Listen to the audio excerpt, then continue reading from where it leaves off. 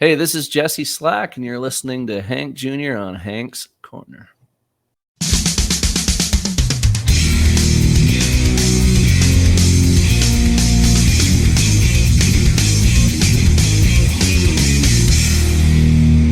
Hello, everybody, and welcome to another exciting episode of Hank's Corner. I am Hank Jr., a part of Hank Jr. Productions, where I'm documenting life's moments through photography, videography, and now podcasting. You can check me out at hankjrproductions.com.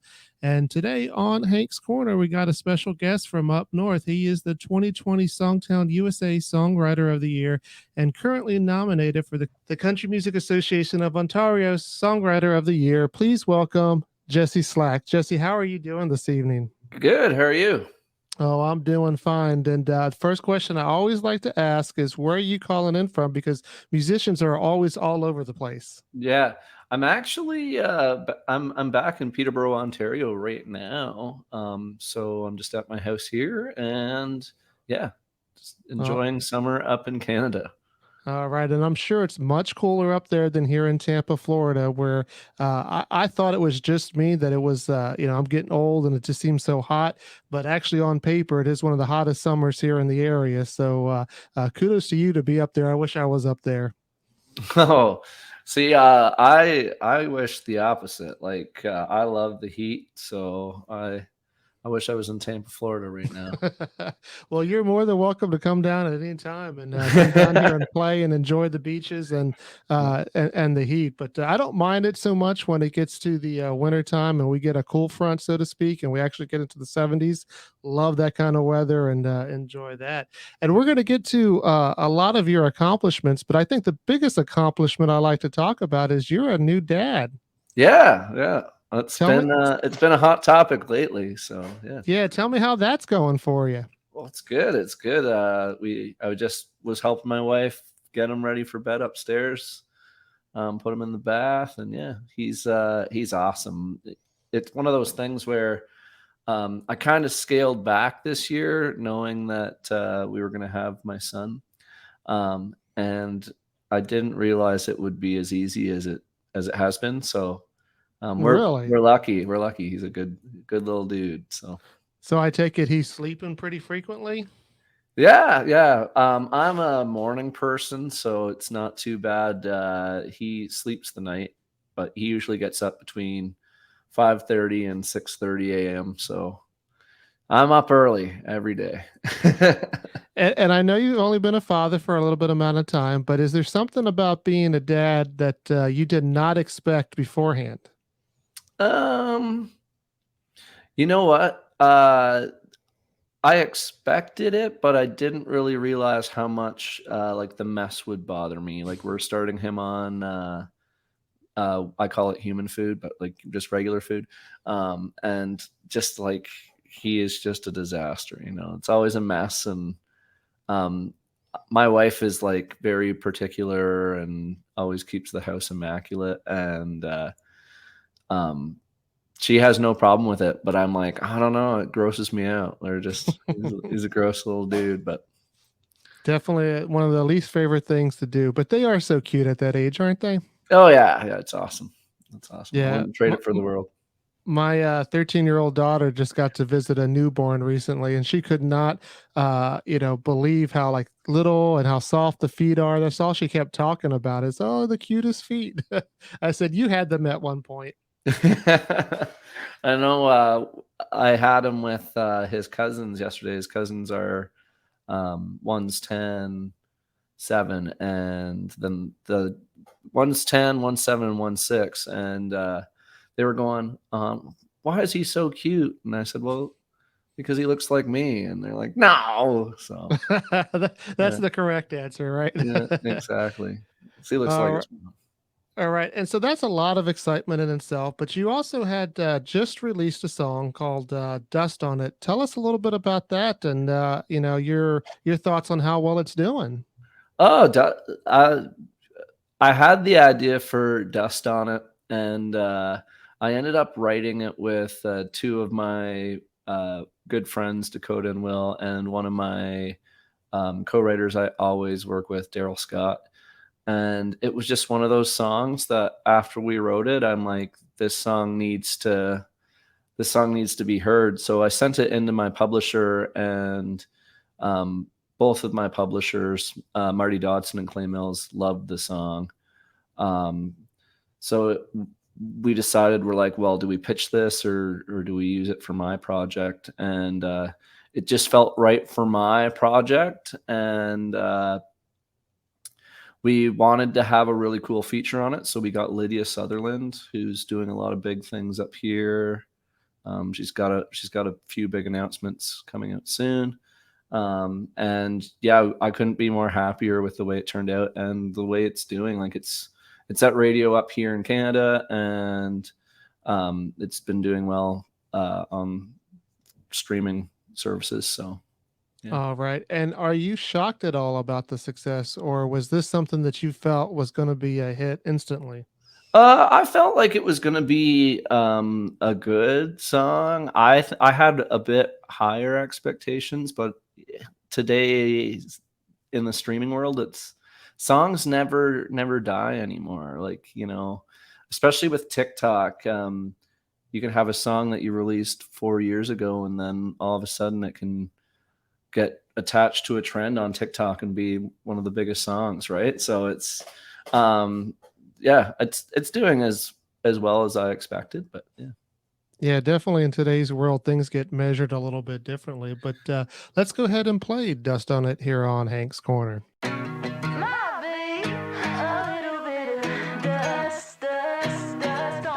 miss you, even when I'm with you. You're the sugar to my cane. I'd kiss you, even baby, if you were standing in the pouring rain. This drought's dried out, this one-horse town. It ain't seen a drop for days. Lucky for us, we're country as truck tires, tearing up dirt on an old two-lane. Scuffed up boots on a neon moon. Scoot a little better with some dust on it. Red bed seat with you next to me. Moves a little better with some dust on it. Hey, hey girl, kicking it up feels good, don't it? Like David Lee said about a bottle of red. Don't hurt to have a little dust on it.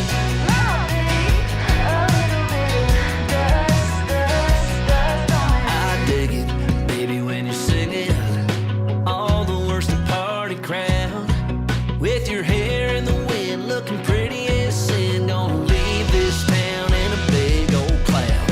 Scuffed up boots on a neon moon. Scoot a little better with some dust on it. Red bed seat with you next to me. Moves a little better with some dust on it. Hey, hey girl, kicking it up feels good, don't it? Like David Lee said about a bottle of red. Don't hurt to have a little dust on it. Don't hurt to have a little dust on it, baby. Come on. Might be a little dirty and dusty, but that don't mean it don't shine like a diamond there underneath. Just like the smile on you, baby. Scuffed up boots on a neon moon. Scoot a little better with some dust on it. Red band seat with you next to me. Moves a little better with some dust on it. Hey girl, kicking it up feels good, don't it? Like David Lee said about a bottle of red. Don't hurt to have a little dust on it.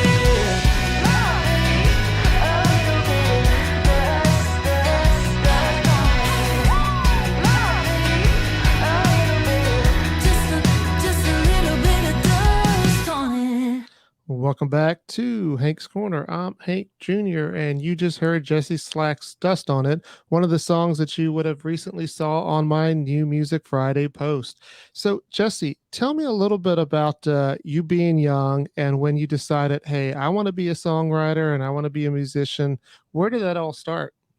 Well, I grew up with my mom. My mom was a singer, and she never really pursued music, but she always really pushed me and my twin brother to, do whatever we love to do. And we were always surrounded by her singing karaoke and stuff. So it naturally we started singing and stuff and got into a band together, and eventually it was just one of those things where it was the only thing I knew how to do and knew how to do okay. So I'm like, I want to pursue music. My brother went on to pursue fire systems, and he's a pipe fitter and stuff now.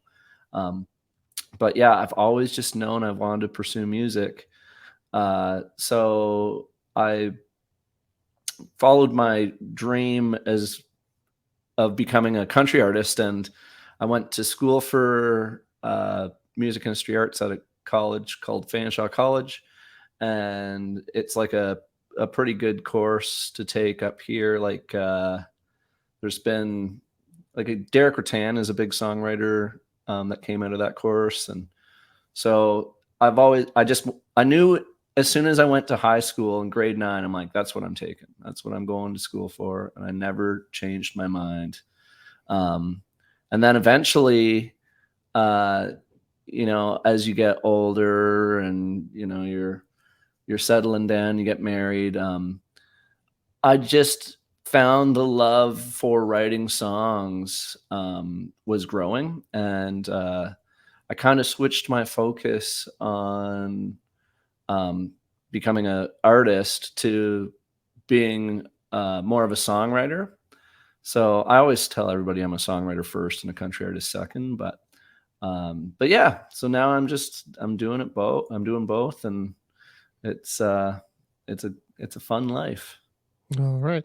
And I see in the background there, you got a guitar and a keyboard. What was the first instrument that you started playing on? Oh, I got a guitar. It's funny. We wanted to learn guitar, and I came from a family. We didn't have a lot growing up. So my mom bought a Tiny Boy. It was called a Tiny Boy, like a little $100 guitar. And my brother and I were supposed to share it for guitar lessons. And the guitar teacher's like, no, they can't. They have to have their own guitar. But anyway, I stuck with it. And my brother said it's not for me. So he didn't take guitar lessons until he was like probably 15. And I was already playing guitar. Pretty well, good enough to write songs at that age. So yeah. Okay. And you said that you're a songwriter first. Tell the audience, because I've heard some great things. Tell the audience about some of the people that have actually picked up your songs. So I was nominated for Songwriter of the Year in Ontario for a song I wrote for an artist. Her name's Robyn Ottolini, and she signed a deal with Warner Nashville. So I had her first.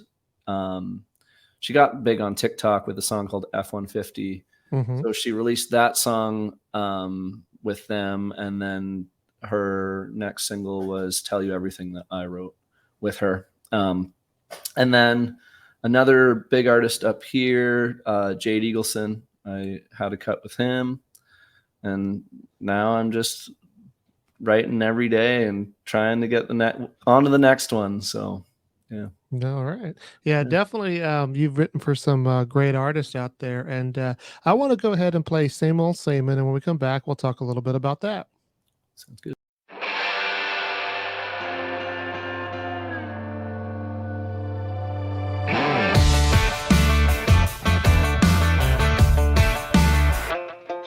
Still walk my dog down the same road to the same old house to get the same dope. I got a playlist mixed with the same old songs, a little bit of Eagles, Jennings and Jones. Some might blame it on my public education.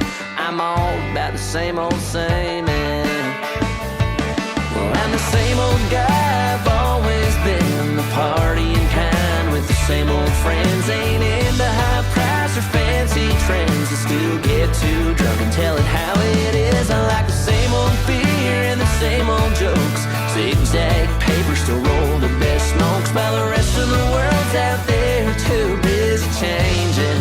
I'm over here, same old same.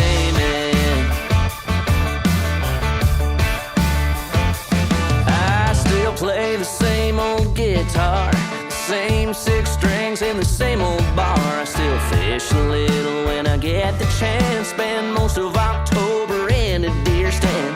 I don't give it a bad reputation, I ain't changing, 'cause I'm all about the same old same. Well, I'm the same old guy, I've always been the partying kind, with the same old friends. Ain't into high price or fancy trends, I still get too drunk and tell it how it is. I like the same old beer and the same old jokes, zigzag paper, still roll the best smokes, while the rest of the world's out there too busy changing. I'm over here, same old same.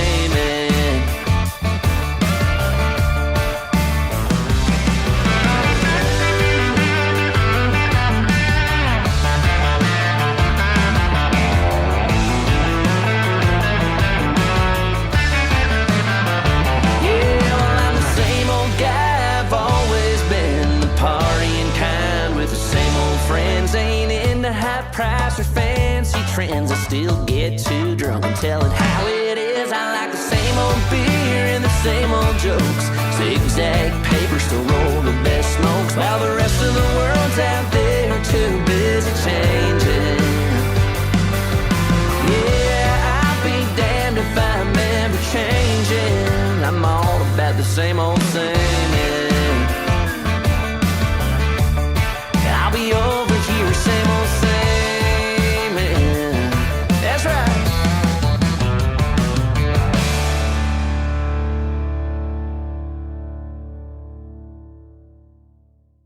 And that was Same Old Samin by Jesse Slack here on Hank's Corner. I'm Hank Jr. So tell me a little bit about that song. I really like that song. It's got a good classic country feel to it. And I love the way your vocals come out on that. Tell me a little bit about it in your own words. Oh, I always had this hook called, I just wanted to write a song called Same Old Same. And I was getting together with my producer and my co-writer friend Daryl Scott every Friday at my producer's studio, and I had that hook, and then he said, why don't we change it to Same Old Samin? And then it was just like, first I had to think about it first. I'm like, what do you mean? And then he's like, like, I'm just same old Samin. And I don't know if it was me or Daryl, but someone threw out the line like, oh yeah, well, the rest of the world's out there too busy changing, I'm over here, same old Samin. And then it was like we had to write that song. And then at the time, I was going through like, I don't want to say an identity crisis, but I always say it took me 27 years to realize that the key to success in the music business is just being yourself. Like before I, relaxed and grew my hair out and just didn't care what people thought of me. I was like, I had short gelled hair and I was trying to be like everybody else.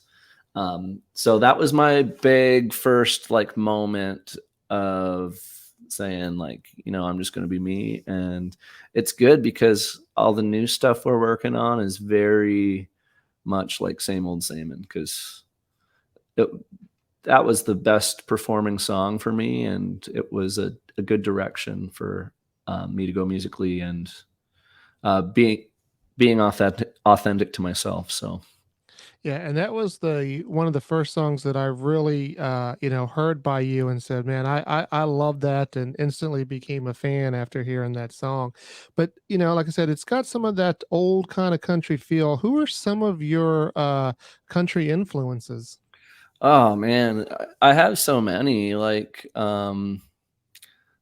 everybody from like Mac Davis to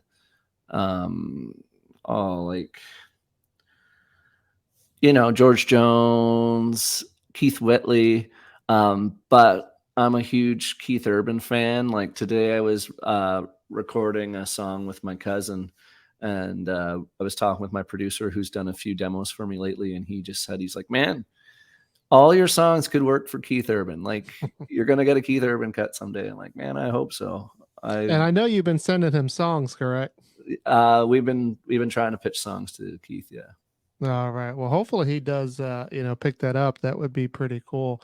And to go back a little bit on what you were saying about as far as, being authentic, uh, one of the things I like to ask artists is, what would you give advice to some of the newer artists coming in?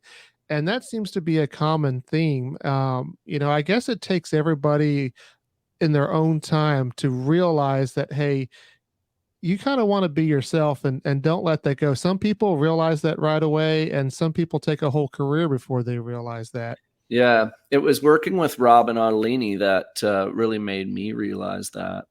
But the whole music business is kind of designed for you to think that you need to be like everybody else, because they're always like, who do you sound like? Like, what artist are you like? And your answer should be like, nobody. I'm Jesse Slack. But we're we're not trained to do that, right? Like the whole industry is, oh, they're like a Florida Georgia Line meets Britney Spears, you know?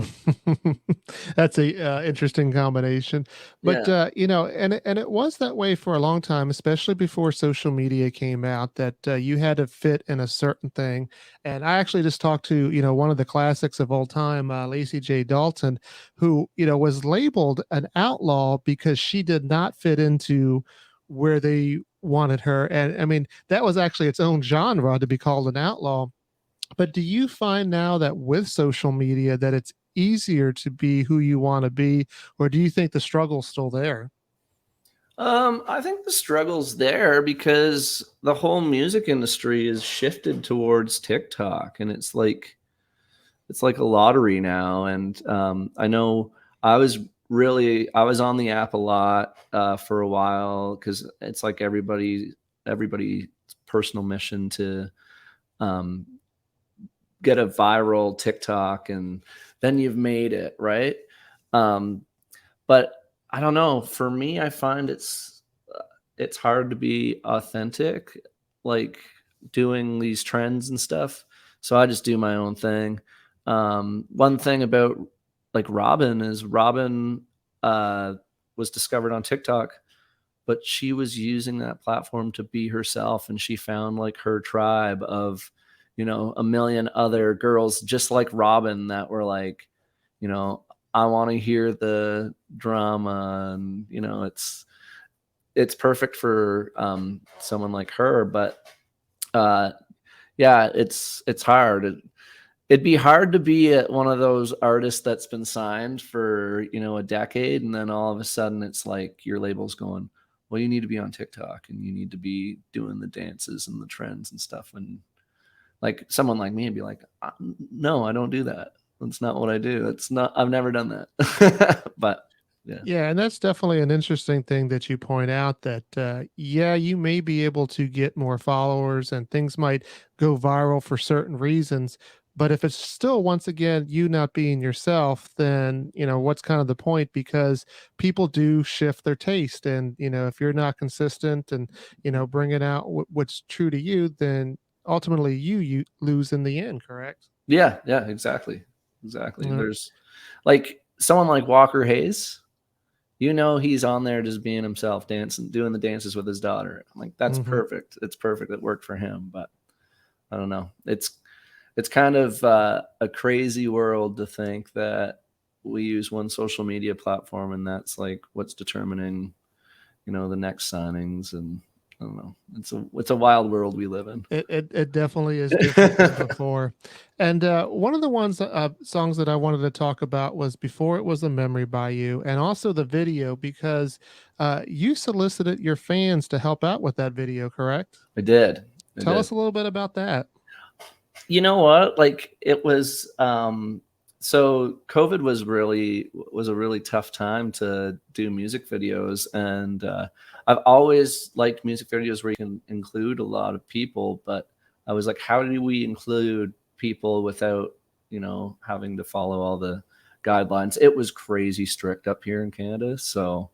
Um so it was one of these ideas where I said, I'm gonna just get my fans to send their favorite memory, and that's kind of what the song's about. So we'll we'll incorporate as many as we can. And I think it turned out cool. Like I even got to incorporate some memories that really meant a lot to me, and that's what it's all about. So Yeah, and I think it turned out cool as well. And I think the fans really respected it more because they got to be a part of it.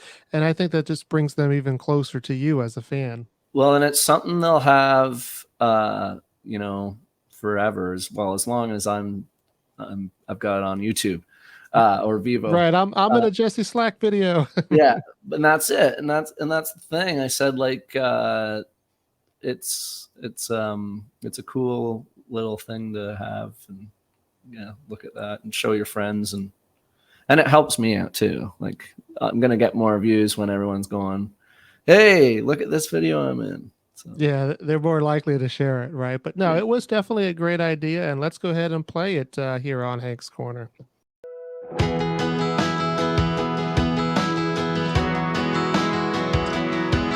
Before there was a house with a white picket, before there was a yard with a dog in it, it was just a field outside the city limits. You wouldn't know it now by looking at it. Before we cared about the rules we were breaking, before we were legal age we were drinking. Out there we would never be thinking about the thought of everything changing. We were hanging outside the in crowd, hometown kids just a little too loud, making new friends, making mistakes, a highlight reel of the outtakes, still burning to the back of my mind.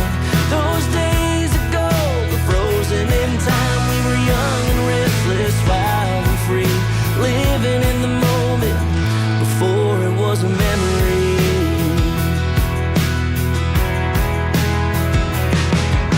Before that old Chevy died, before the price of gas was way too high, we put a tan in the tank and drive.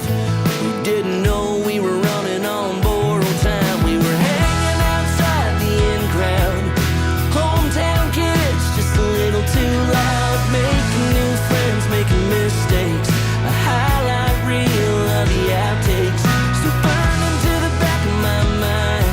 Those days ago were frozen in time. We were young and restless, wild and free, living in the moment before it was a memory. Before it was a memory. Before it was a memory, it was everything. The beginning of best friends and big dreams. We'd never worry about anything, 'cause we were hanging outside the in crowd, hometown kids just a little too loud, making new friends, making mistakes, a highlight reel of the outtakes, still burning to the back of my mind. Those days ago were frozen in time. We were young and restless, wild and free, living in the moment before it was a memory. Before it was a memory.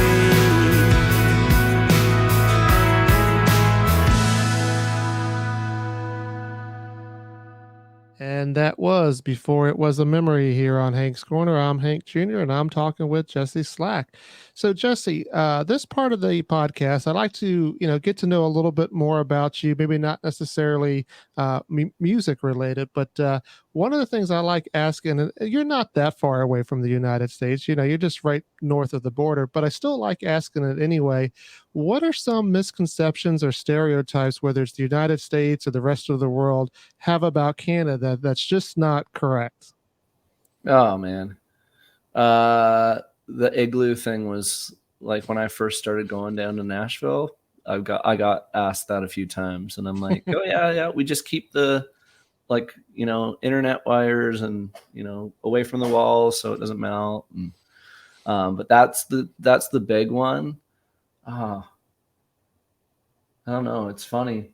Yeah. Now, I know you didn't play much sports when you were younger because you did go to the music side of things. But how about hockey? Is that something that, when people say, oh, you're from Canada, you must be a hockey fan. Is Is that accurate, or is that just Oh yeah, a stereotype? yeah. No, everybody in Canada is a hockey fan. Okay, so Even who do if you you? don't, even if you don't like hockey, you're still a hockey fan. It's bred in you. Okay, Um, what team do you follow? I growing up, my family were big Montreal Canadiens fans, so like I have to be a Habs fan, but I'm also a big Nashville Predators fan. Oh, okay, It's yeah, always awesome when you're down in Nashville because you can go catch a game for way cheaper than what we would ever pay up here. Because like if you're a Toronto Maple Leafs fan, some of those games you're paying like $300 to $600 a ticket. It's crazy. yeah, I know certain ones are more expensive than others, but after the season that Nashville had last year and a couple of seasons, I mean, they've been doing really well. Those ticket prices are not going to be staying low forever. No, no, no. We caught a game last time we were down there, and yeah, we made sure we got good tickets. Yeah, Made sure definitely. everybody knew the Canadians were there.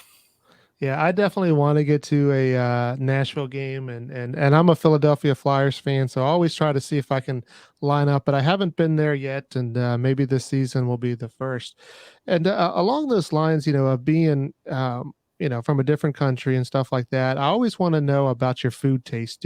What do you like to eat? And then also, when you come down to Nashville, what are some of the great places to eat over there?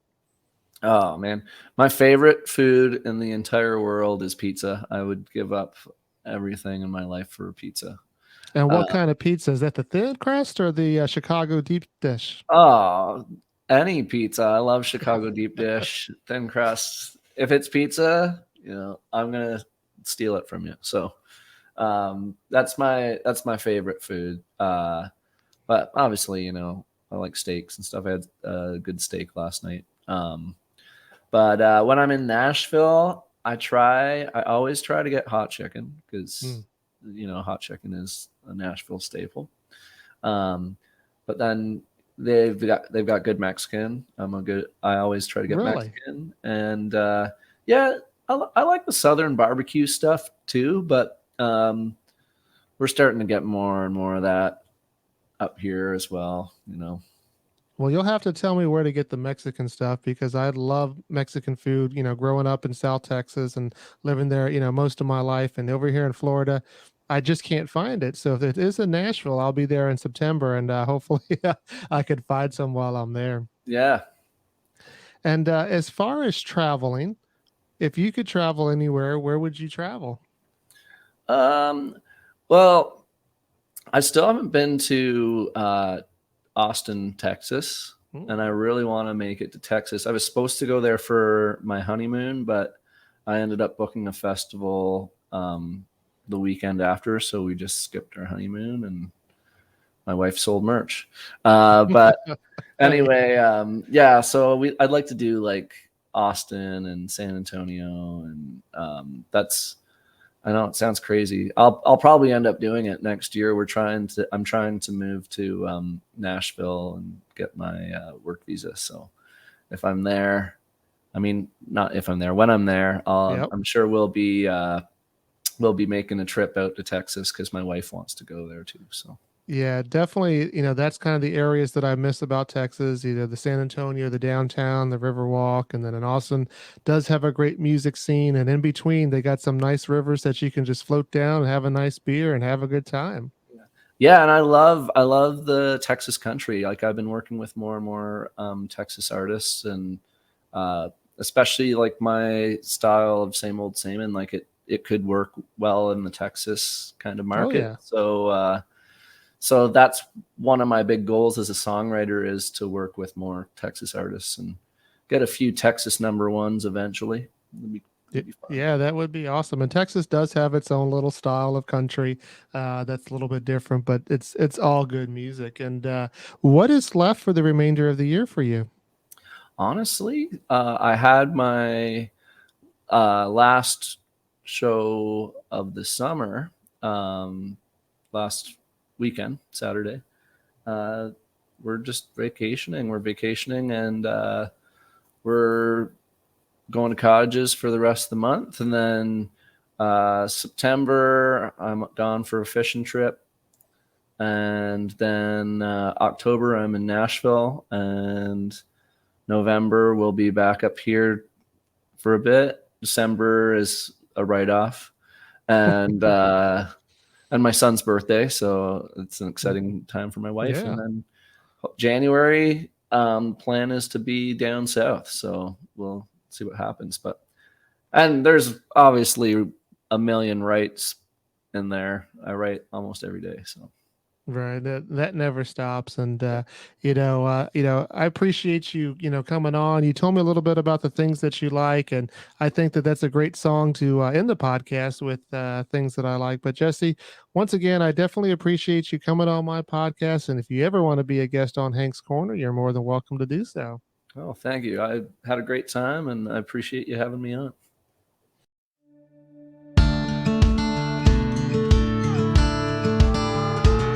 That 88 Ford F-150 with the farmer 4-speed, two-tone blue and white. That's just the kind of thing I like. That honky-tonk bar, neon burning, jukebox turning, small town Saturday night. That's just the kind of thing I like. I've never been a big fan of big things or all the big problems money brings. I lean towards the simple things in life. Like long necks and skull cans, like slow drives and deer stands, hot coffee on the weekend, sit and watch the sun come up. Like old dogs and ball caps, like days off in train tracks. I know to you that it might not sound like much, you might be right, but they're just the kind of things I like. That reel it up buzz that you get deep in your chest when a largemouth hits the line. That's just the kind of thing I like. A front porch thunderstorm when the rain is pouring on an old tin roof in the summertime. That's just the kind of thing I like. Like long necks and skull cans, like slow drives and deer stands, hot coffee on the weekend, sit and watch the sun come up. Like old dogs and ball caps, like days off in train tracks. I know to you that it might not sound like much, you might be right, but they're just the kind of things I like.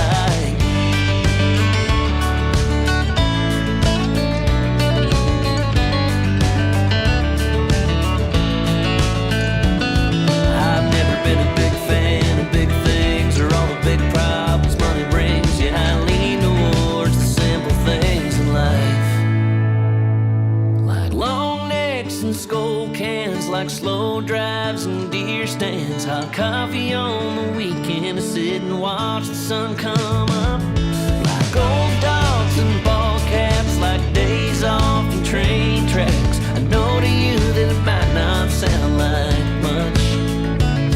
For a guy like me, it's more than enough. And that's alright, 'cause they're just the kind of things I like. They're just the kind of things I like.